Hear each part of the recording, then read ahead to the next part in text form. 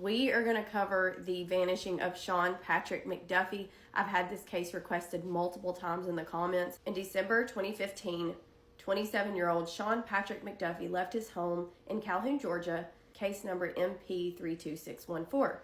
Sean was last seen on December 20th, 2015 in Calhoun, Georgia. His family reported him missing on December 26, 2015.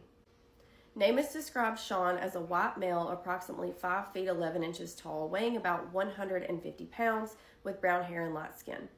A rental vehicle connected to Sean was later recovered in Clay County, North Carolina, roughly 100 miles from Calhoun.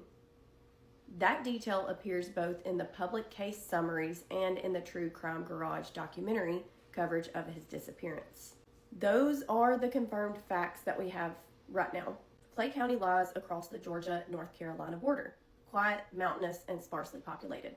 The discovery of Sean's rental car there brought two jurisdictions into one investigation: Calhoun Police Department in Georgia and Clay County Sheriff's Office in North Carolina. Public databases confirm the car's recovery but do not release its condition or contents. No official documents available to the public describe whether it was locked, damaged, or contained personal property. That absence of detail is one reason the case remains such a mystery. True Crime Garage podcast devoted 2 full episodes, number 222 and 223, to Sean's disappearance. Those hosts, referencing interviews and regional sources, repeated the known timeline. Sean was seen in Calhoun on December 20th. His family filed the missing person report on December 26th, and his rental vehicle was found soon after in Clay County. The documentary raised speculative questions, none of which have been confirmed by investigators.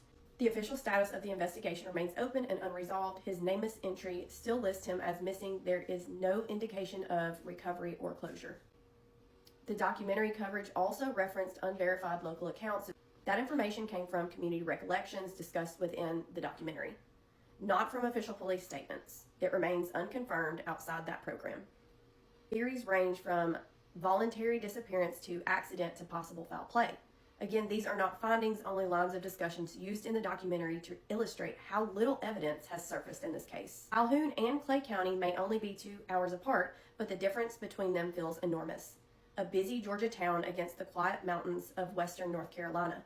Between those 2 points lies the entire gap in Sean's story. Almost a decade later, Sean Patrick McDuffy is still listed as missing.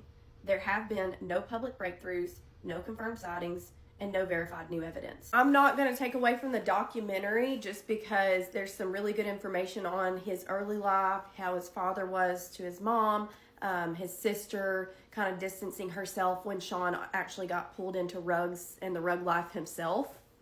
As well, they've already experienced this once and more than enough for one lifetime. Mm-hmm. As time went on, Kathy kept in touch with Sean Jr., who now had kids of his own. She was always there, if anybody needed anything, but at a bit of a distance. And Megan was there watching from the outside as well, because she wanted to keep her own children away from the negative influences that she saw in her brother, because she grew up with this stuff. And she was not going to put her children or have her children witness the things that she had to experience in her young life.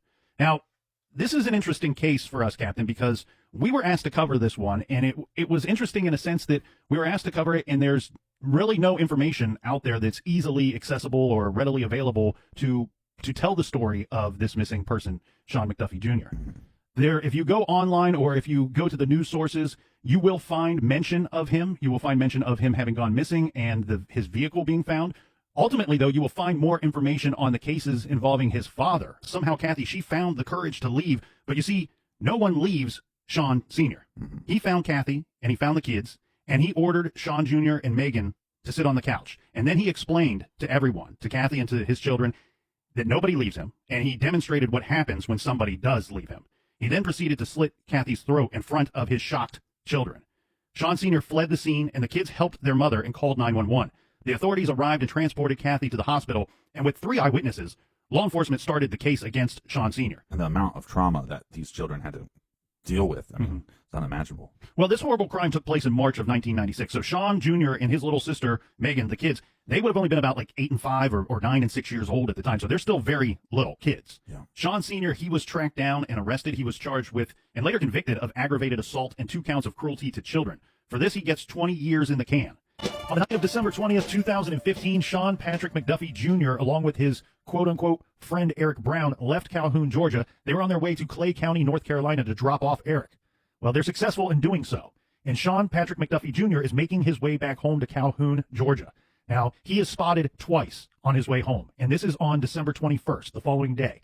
He's spotted 2 times on surveillance cameras, first at a Walmart store and then second at a Car City gas station that is located in Franklin, North Carolina. Both of these sightings, according to what was observed on the surveillance footage, Sean appeared to be alone at this time. Shortly after leaving the gas station, he called his then girlfriend or ex-wife. We're a little confused on the relationship, but the woman he lived with, he called her on his cell phone, explaining that he was confused and lost. He did not know where he was going. He did not know what road he was on. But more importantly, he told her, "Please tell my children that I love them because I think that I'm being followed." Shortly afterwards, loses cell phone service. And then for the next several days, his Brandy King and his mother and his sister Megan, they search for Sean. They see no trace of him. They never hear from him after sending him messages, calling him, never hearing from Sean Jr. On December 30th, just 4 days after he was reported missing, and now 9 days after anyone had spoke to Sean, his rental truck was found. The vehicle was located by a private citizen sitting in the middle of Bernard Creek Road, which is located within the Natahala National Forest. This is a gravel 1-lane road that dead ends. The road turns off of U.S. Highway 64 West in Clay County, North Carolina. Now, we believe that Sean was traveling on that road according to what we could see on the surveillance footage at the gas station. During this time of year, when it was located, this road was seldom used other than by a hunter every so often. So it's really not surprising that it was not located, that the truck was not located until several days after Sean was reported missing. As to the contents of the vehicle, well, one investigator states that it almost appeared as though Sean was living out of the vehicle. There were several bags of clothes and shoes, along with several personal items, such as a calendar, a day planner, and various receipts, including the one from the Walmart, and various other small items. In the bed of the pickup truck, there was only a fishing pole, a car jack, and some loose garbage. The only significance as to the location where the truck was eventually located and found is the fact that it turns off of U.S. Highway 64 West. Now, the plastic case for the holster, or for one of the holsters that Sean had purchased at the Walmart, this was located inside the vehicle. However, based off of receipts found in the truck and from video footage, there are some known missing items from the truck. This includes the holster itself, a knife, a toboggan, some ammo, and gun cleaning solvent, plus the cash he had on his person. None of these items have ever been recovered. Now, we should point out that it is believed that Sean had a large amount of cash on him when he was traveling back to his home. And we know this because the rumors are that him and Eric were something before, and possibly the morning of.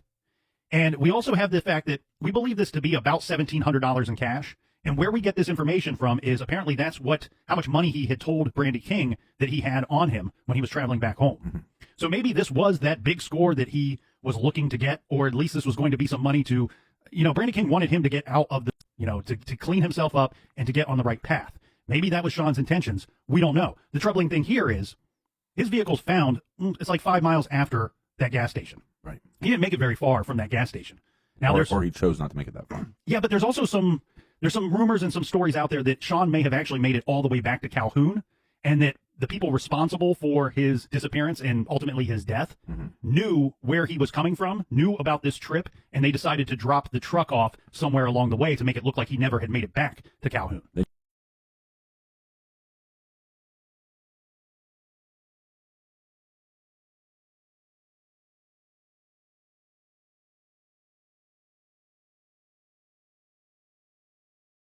From the family back in 2023, they are filing a petition in order to declare McDuffy deceased. You can pause to read this, but it pretty much just states a little bit of the information that we've already covered on the case. Thank you guys so much for watching this far, and please drop some more recommendations in the comments. I really appreciate you guys.